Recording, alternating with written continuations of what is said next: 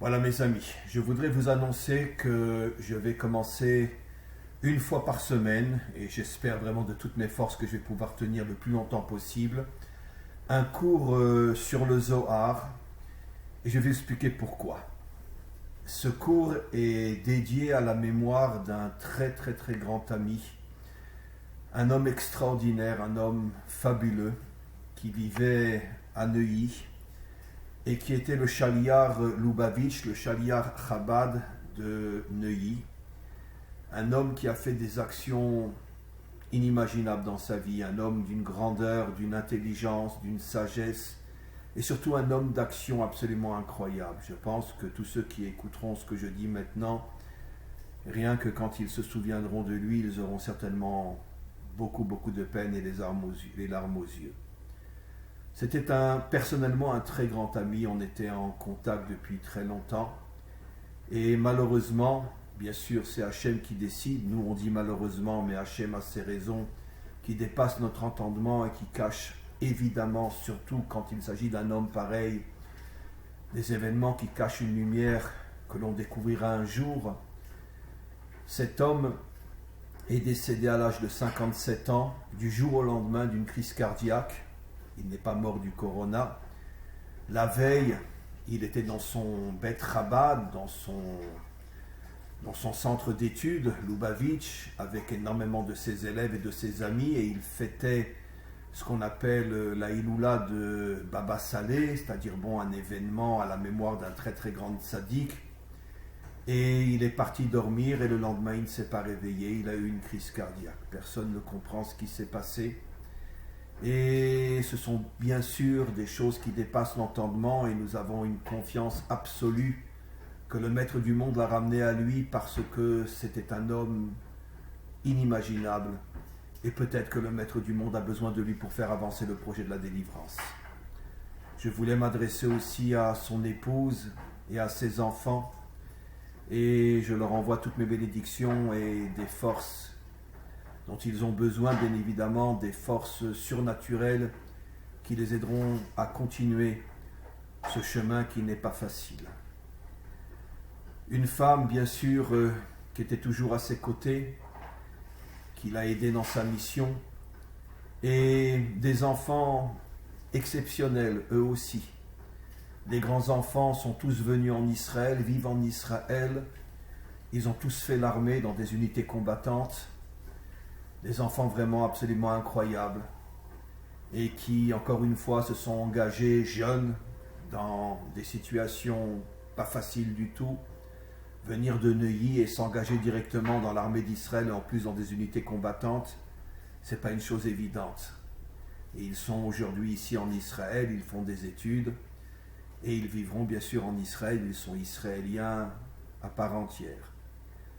Lui aussi, un homme qui, bien qu'il était Chaliar Lubavitch, et c'est pas du tout fréquent et répandu ce que je vais dire, presque même pas du tout, il avait l'intention de faire son alia, de venir avec son épouse et les deux enfants qu'il avait avec lui à Neuilly, de venir s'installer en Israël.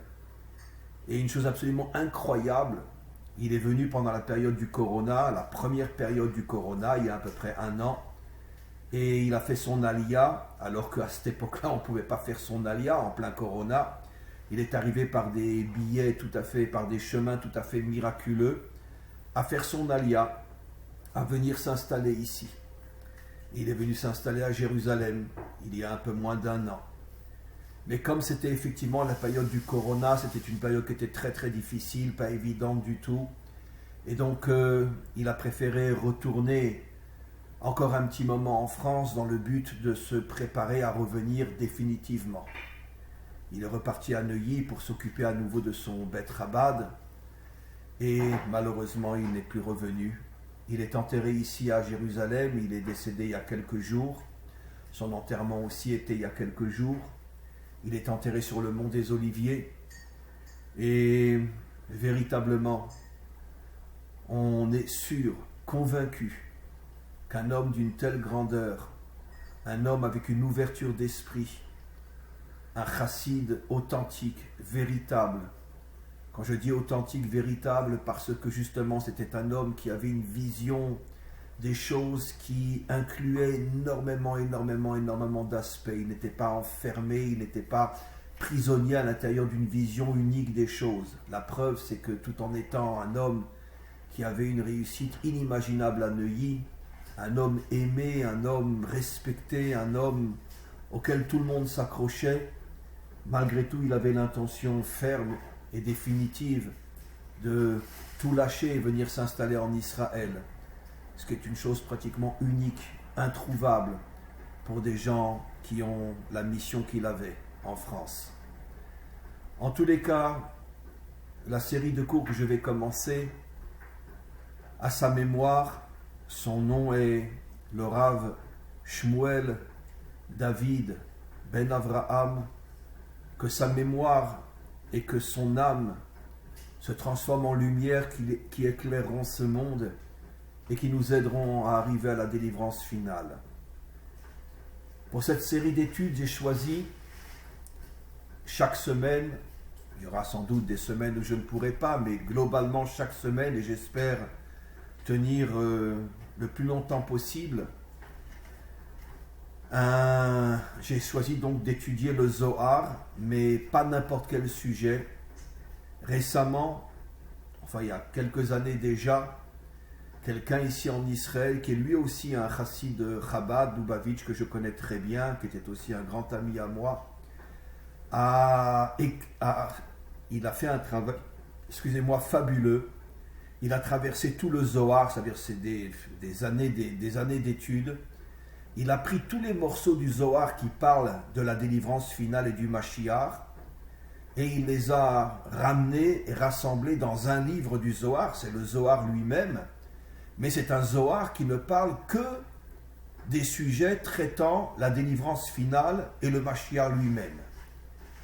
Et comme le Rav Zawi, son nom de famille, en tant que Lubavitch, a consacré toute sa vie à la délivrance finale et à la venue du Mashiach, j'ai choisi donc d'étudier chaque semaine un passage du Zohar qui parle de la délivrance finale et de la venue du Mashiach, pour couronner son œuvre, pour couronner sa vie, pour couronner sa dimension lumineuse, et que le Maître du monde nous permette, au moment de la délivrance, au moment de la résurrection, de le voir revenir parmi nous avec toute la lumière qu'il portait en lui, qui sera visible à ce moment-là, car tous les justes de toutes les générations, lorsqu'ils reviendront après la résurrection, porteront sur leur visage une lumière absolument inimaginable, qu'il sera peut-être même dur de voir et difficile, tellement cette lumière éclairera avec une force et une puissance inimaginables.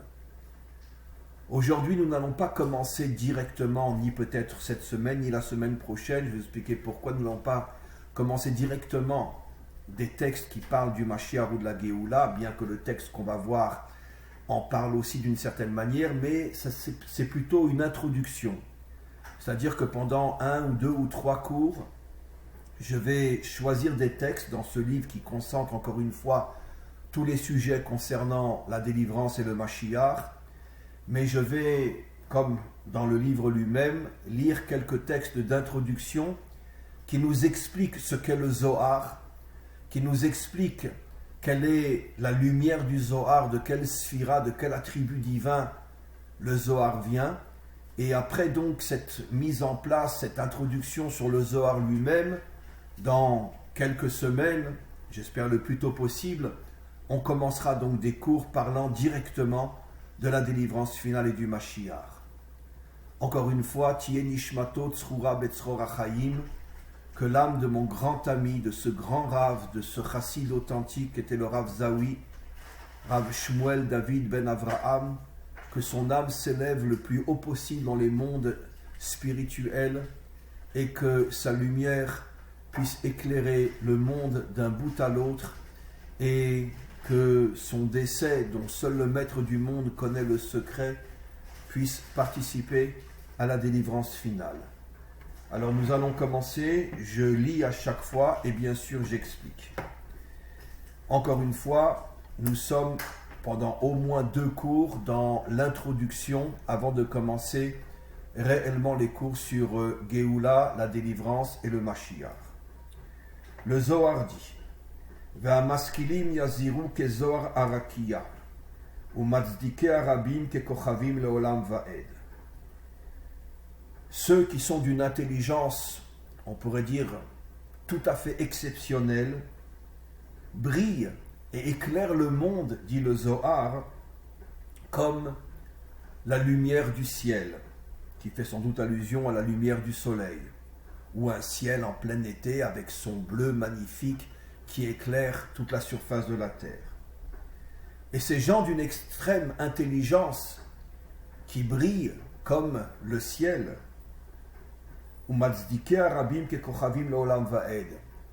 c'est eux qui participent à la réparation du monde, c'est eux qui essayent de ramener l'humanité à Dieu, et ils sont comme des étoiles en pleine nuit. Pourquoi on les compare comme des étoiles en pleine nuit? Parce que bien évidemment, jusqu'à la délivrance finale, comme l'enseignent nos maîtres, toute l'histoire humaine est comparée à la nuit. On est dans l'obscurité totale, personne ne sait réellement pourquoi on existe, et toutes les forces du mal, toutes les forces contraires nous détournent vers des chemins qui nous corrompent et qui nous font tomber. Et donc on est dans une obscurité totale, et ces personnages d'une intelligence extraordinaire, comme on va le voir, il s'agit de ceux qui connaissent les secrets de la Torah, et qui surtout enseignent les secrets de la Torah. Ces gens-là sont comme des étoiles en pleine nuit, ça veut dire des points de lumière qui permettent de ne pas sombrer dans l'obscurité la plus totale et de perdre l'humanité entièrement. Ça veut dire que chaque homme qui a les clés qui lui permettent de comprendre véritablement la profondeur de la Torah et qui prend sur lui d'enseigner ses secrets, cette profondeur dans le monde entier, cet homme-là participe à la reconstruction du monde et il est comme une étoile qui éclaire au milieu de la nuit. Maintenant, le Zohar nous dit qui sont ces premiers hommes d'une intelligence inimaginable qui sont comme les étoiles qui éclairent la nuit. Le Zohar explique Ve'amaskilim, qui sont ces êtres-là? Ilin Rabbi Shimon Bechavroy, c'est Rabbi Shimon Bar Yochai, le maître du Zohar, et ses élèves. Yaziru, je vais expliquer dans quelques instants. Ils brillent. Kadit Kanshul Me'avad Aichibura, lorsqu'ils ont décidé de se réunir pour écrire ce livre-là, Deiyu Meziara Ilaad Eleila, car dans ce livre-là, qui est le livre du Zohar, se cache la plus haute lumière, qu'est la lumière de la délivrance finale. Je m'arrête et j'explique. Je l'ai souvent enseigné dans différents cours. Rabbi Shimon Bar Yochai, le maître du Zohar, son âme avait été capturée dans les mondes supérieurs par les clipotes, par les forces du mal, parce que les forces du mal voulaient empêcher cette âme de se dévoiler dans le monde, parce que les forces du mal savaient que si cette âme se dévoile dans un corps, dans ce monde, à ce moment-là, il participera, il sera la source, la racine de la délivrance finale. Et c'est pour cette raison que son âme avait été capturée avant même qu'elle ne descende dans ce monde, qu'il a révélé le roi David. Dans un verset dans les psaumes, dans les Teilim que j'ai déjà souvent expliqué, il parle de Moshe, quand Moshe est monté pour aller chercher la Torah, monté dans les mondes supérieurs, il dit la chose suivante. Alita la Marom, tu es monté dans les mondes supérieurs, Shavita Shevi, tu as libéré le prisonnier, Natata Matanot Libne Adam, et tu l'as donné en cadeau à l'humanité tout entière. Et qui est ce prisonnier que Moshe a libéré? Shevi, qui veut dire prisonnier, sont les initiales de Shimon Bar Yochai. Shimon, fils de Yochai. Shevi, Shimon Bar Yochai. Et de là, on comprend que cette âme qui était prisonnière, parce que le mal ne voulait pas que cette âme puisse se dévoiler dans le monde, cette âme, Moshe l'a libérée. Quand il est monté dans les mondes supérieurs pour aller chercher la Torah, il a vu que finalement, que le personnage le plus important par rapport à la Torah, par rapport à la délivrance finale, par rapport à la lumière des secrets, qui s'il ne se dévoile pas, il n'y aura jamais de délivrance finale, il a libéré cette âme pour que finalement la délivrance finale, qui est la réparation de l'humanité tout entière, pour que la délivrance finale puisse avoir lieu. Maintenant, ce qui est très intéressant aussi de comprendre, mes amis, c'est que Rabbi Shimon Bar Yochai a été choisi pour lui et ses élèves pour être la lumière et le maître du Zohar tout au début du 4e exil.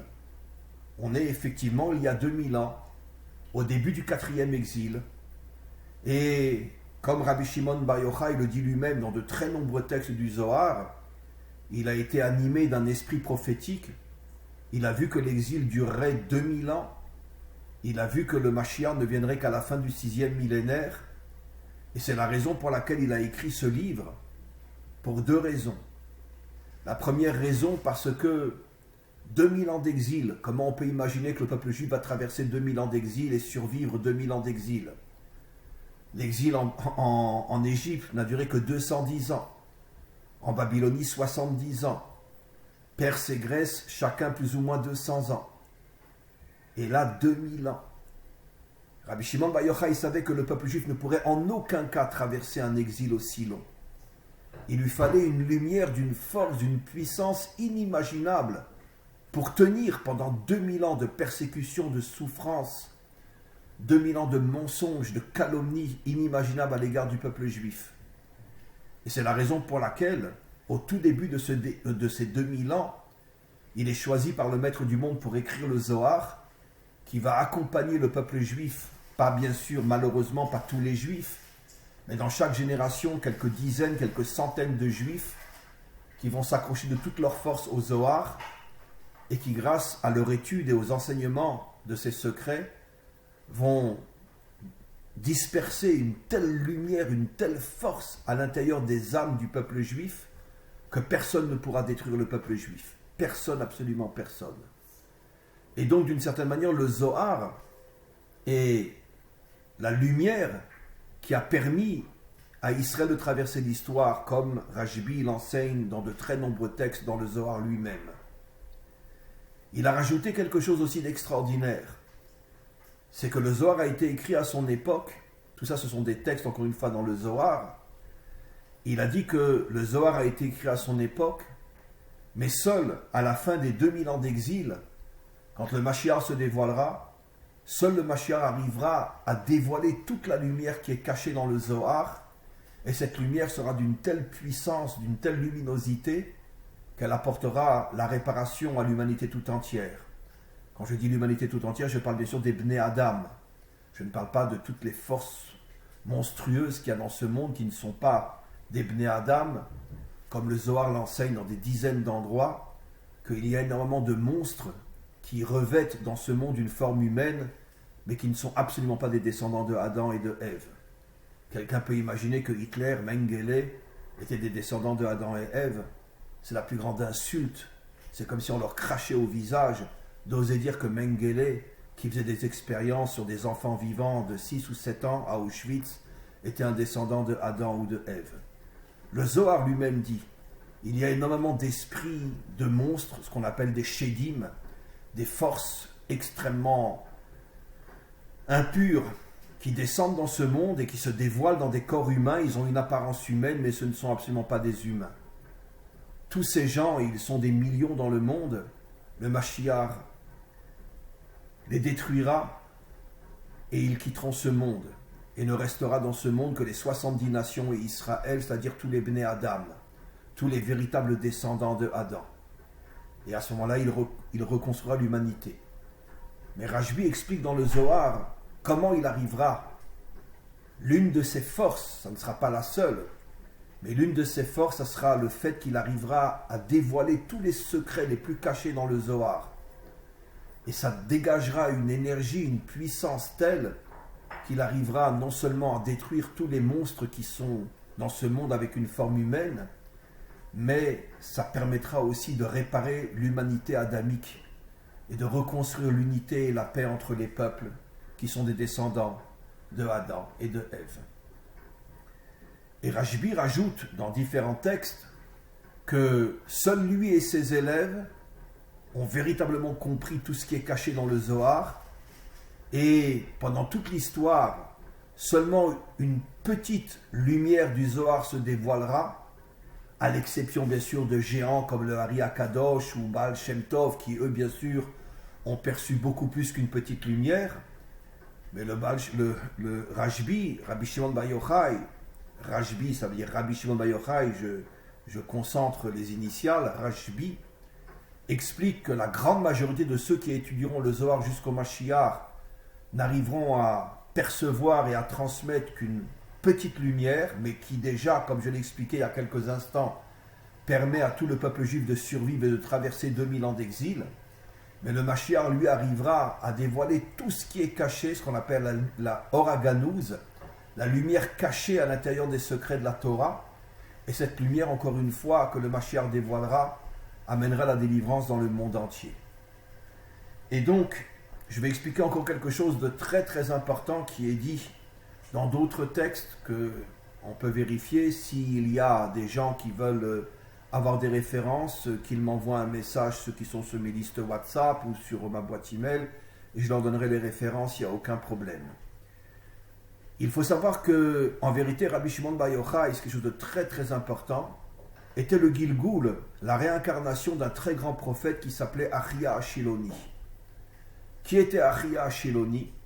C'est le prophète qui a été envoyé par Dieu lui-même pour consacrer et nommer roi des 10 tribus d'Israël, le roi Jéroboam. Le roi Jéroboam au départ était, comme nous dit la Torah elle-même, la Bible, un très très très très grand tzaddik.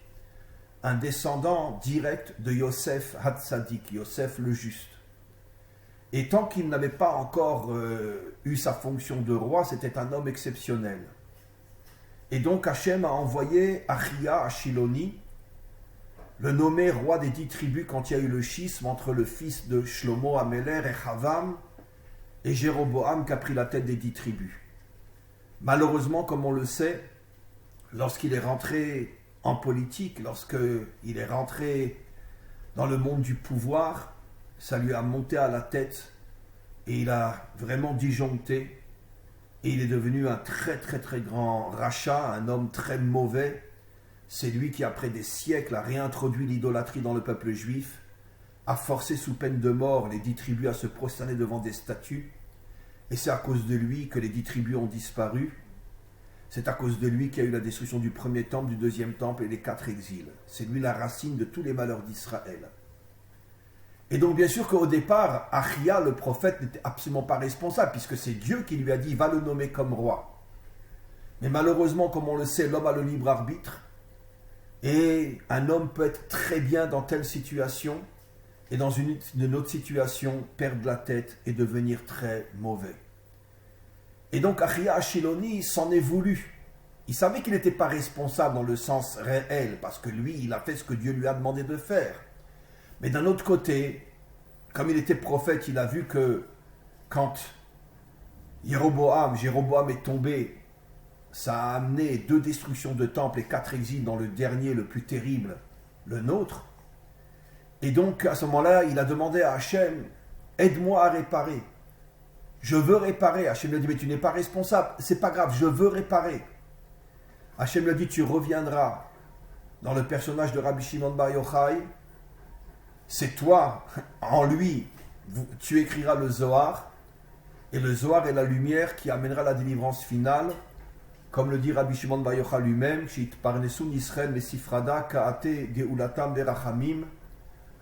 lorsque le peuple juif se nourrira de la lumière du Zohar, à ce moment-là viendra la délivrance finale.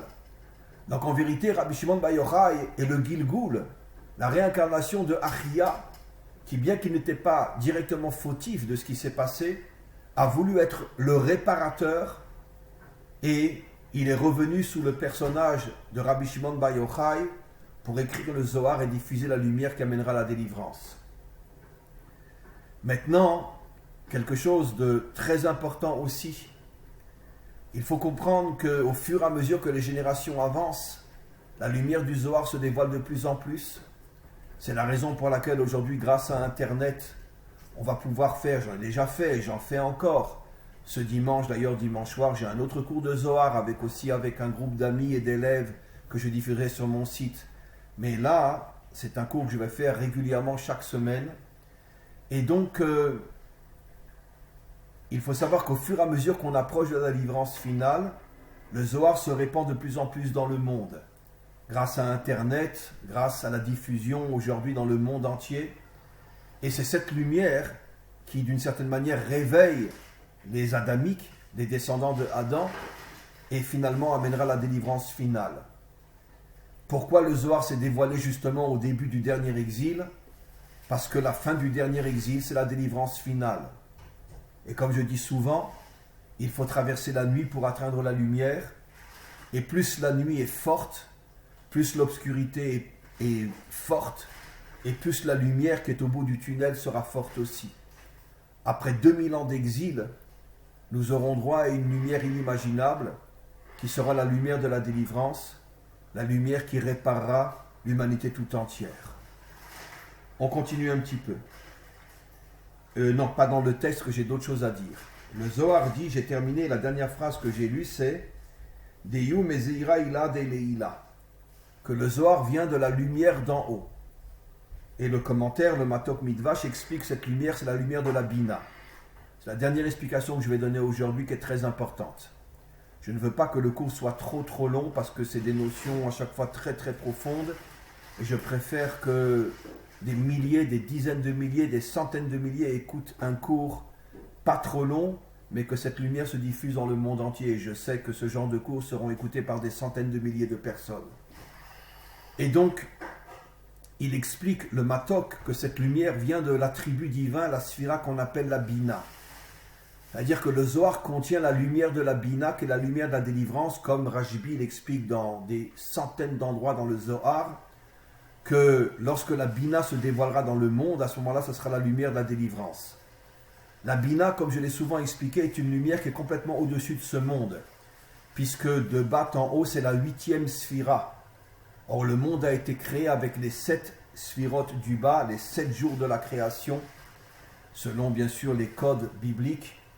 Mais la Bina est une lumière qui est complètement au-dessus de ce monde. Et comme elle est complètement au-dessus de ce monde, elle est la seule qui peut réparer ce monde. Parce que toutes les lumières qui sont à l'intérieur de ce monde sont des lumières limitées. Car ce monde est un monde limité. Vous savez que l'une des explications que donne le Zohar sur l'exil en Égypte, comme je l'ai souvent expliqué, le mot Égypte n'existe pas, c'est marqué Mitzraïm, qui veut dire le monde des limites. Et en vérité, le Zohar explique que l'exil en Mitzraïm, c'est toute l'histoire humaine, qui est le monde des limites. On est tous limités. Parce que toutes les énergies, toutes les forces et même les lumières de la Torah que nous recevons dans ce monde, sauf si on étudie et qu'on comprend les secrets de la Torah, toutes ces lumières sont des lumières extrêmement limitées, qui font que finalement on n'arrive pas à se libérer, à atteindre la liberté véritable de l'homme authentique au moment de la délivrance finale. C'est pour ça qu'il faut que rentre dans ce monde une lumière qui vient d'au-delà de ce monde, d'au-dessus de ce monde, que la lumière de la Bina. Et d'ailleurs, comment s'appelle la Bina, disent nos maîtres? La Vin Davar Mitor Davar, comprendre ce qui est caché dans chaque chose. Dans chaque chose, il y a, comme je le dis souvent, la vitrine extérieure qui nous limite, qui nous oppresse, qui nous trompe, qui nous séduit. Et il y a dans chaque chose une lumière incroyable qui est cachée, mais que personne ne voit, que personne ne comprend, et que seuls les secrets de la Torah peuvent dévoiler. Et lorsque l'intériorité du monde se dévoilera, lorsque toutes les vitrines vont s'effondrer, et qu'à ce moment-là on verra le véritable monde, on comprendra que finalement le monde contenait une lumière incroyable, que nos maîtres appellent Oraganus, la lumière cachée, et quand cette lumière se dévoilera grâce aux enseignements des secrets de la Torah, à ce moment-là, cette lumière-là amènera la délivrance finale. Et donc, comme je l'explique, la lumière du Zohar est la lumière de la Bina. Ça veut dire une lumière qui donne des forces, des énergies, qui donne une émouna, une confiance en Dieu qui est surnaturelle.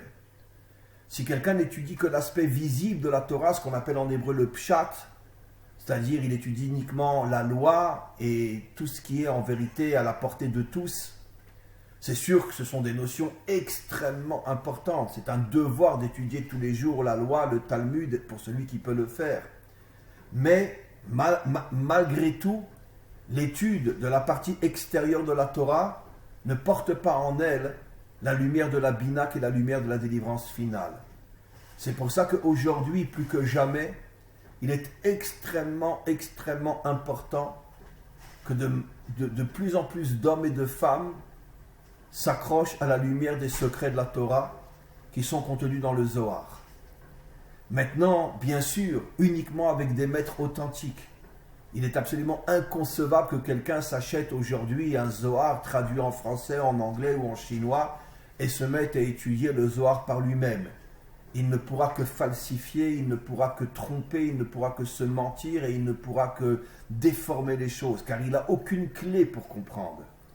Il faut pour ça des maîtres authentiques qui ont consacré des décennies de leur vie à étudier les secrets de la Torah et qui, à partir d'un certain âge, sont capables de les enseigner parce qu'ils ont 30 ou 40 ou plus d'années d'études de ces secrets au point qu'ils les ont compris, ils les ont intégrés et ils sont capables de les transmettre. Mais si quelqu'un essaye par lui-même d'aborder les secrets de la Torah sans la moindre clé, sans la moindre connaissance, il ne peut que sombrer dans un monde de mensonges et d'illusions inimaginables qui lui feront beaucoup plus de bien, qui lui feront beaucoup plus de mal que de bien. Voilà mes amis, on va arrêter la première introduction pour aujourd'hui. La semaine prochaine, je termine cette introduction et dans 3 semaines, si Dieu veut, on commence les textes qui parlent directement de la délivrance finale et du Mashiach. Encore une fois, ce cours est dédié à mon grand ami, le grand chassid, Shmuel David ben Avraham, que son âme se trouve, j'en suis certain, à côté d'Hachem aujourd'hui, et qu'il participe de là où il est à la délivrance finale. Amen v'chen yeh ratzon.